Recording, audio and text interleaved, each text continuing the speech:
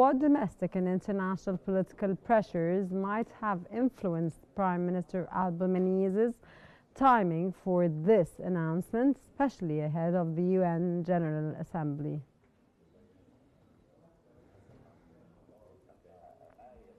I think what the Europeans are saying is approved by international organizations. The Palestinians, unfortunately, have talked a lot. The Arab world have talked a lot. But when we talk about now the West condemning Israel for real, we find real responses. The Security Council and the United Nations are now raising this as a high priority as the genocide is taking place in Gaza in violation of all global ethics.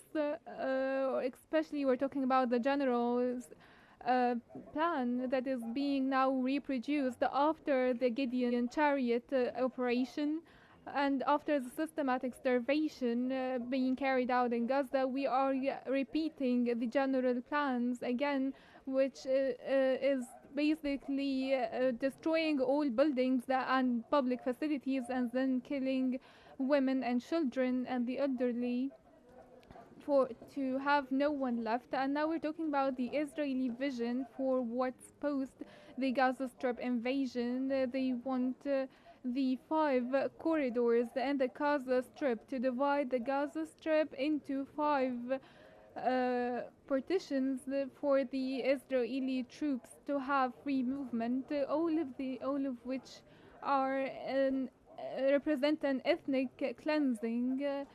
Australia and Britain, the British Prime Minister condemns this, and recently the Germans as well. I think all of these steps are affecting the Israeli government and also affecting the US vision to what is happening in the occupied Palestinian territories. Let's say that when the US administration tackled the food entry issue, they were very much able to support the Gaza Strip, even in the north.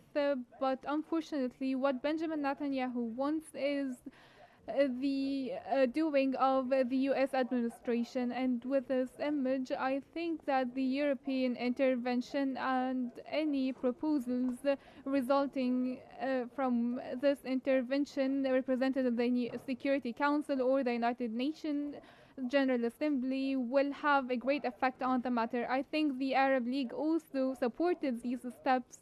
Also, Cairo talked by the foreign minister saying that what is happening in the Gaza Strip is in complete violation of international norms and ethics, even in the ethics of wars. It has never Got your happened. point, sir. Sir, how might Australia's recognition of a Palestinian state, alongside New Zealand's cautious stand, affect other Western countries that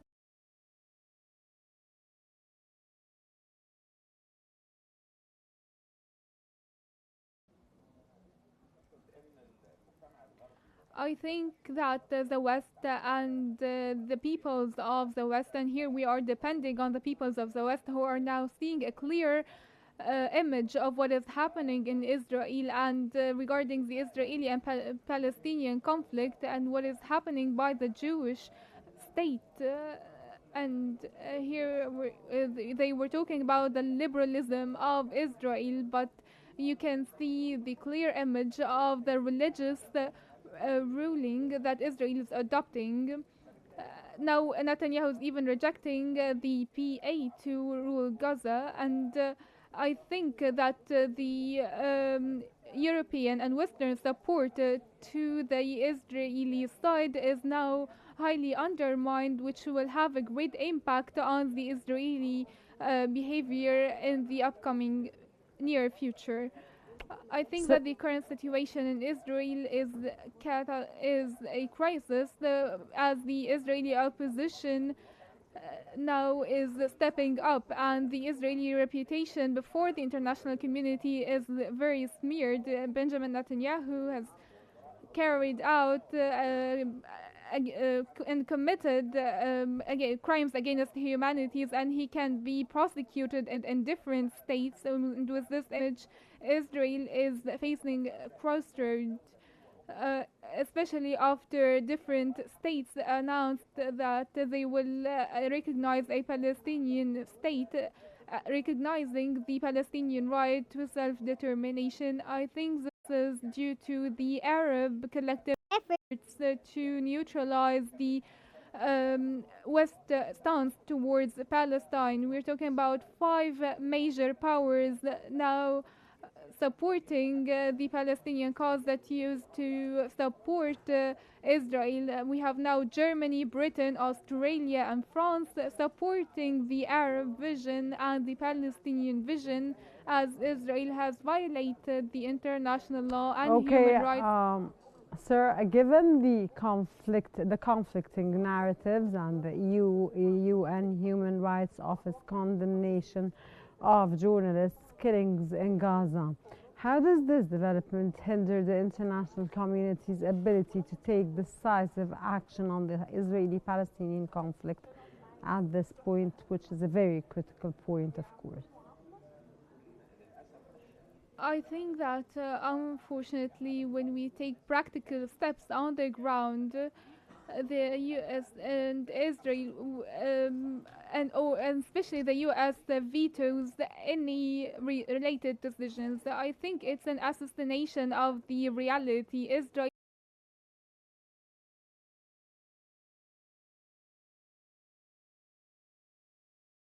assassination of journalists and preventing any journalists to enter Gaza since the ground invasion, and